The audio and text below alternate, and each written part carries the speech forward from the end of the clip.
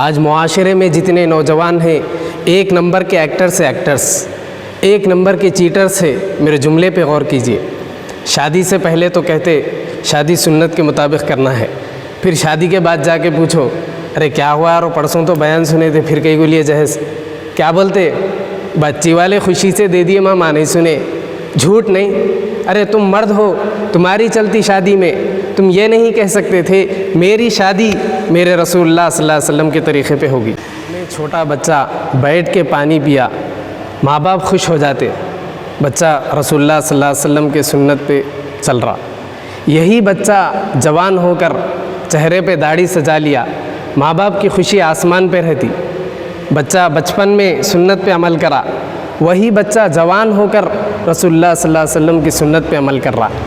یہی بچہ جب شادی کے وقت اپنے ماں باپ سے کہے کہ امی ابو مجھے شادی بھی رسول اللہ صلی اللہ علیہ وسلم کی سنت کے مطابق کرنا ہے، بچی والوں کے گھر جائیں گے، بات چیت کریں گے، مسجد میں نکاح کریں گے، مختصر ولیمہ کر کے گھر کو لا لیں گے.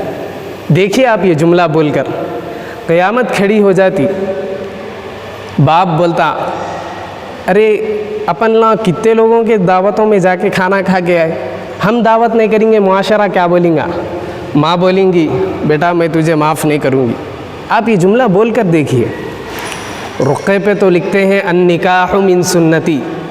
رقعے کے اندر کے سارے معاملات شادی شروع ہونے سے لے کر ختم ہونے تک کوئی عمل کوئی طریقہ دور دور تک رسول اللہ صلی اللہ علیہ وسلم کا طریقہ نہیں رہتا. دیکھ لیجئے آپ فیصلہ کر لیجئے آپ کس کا ساتھ دے رہے ہیں اور آپ کن شادیوں میں جا کر ان کی ہمت افزائی کر رہے ہیں، ان کو مبارکباد دے رہے ہیں.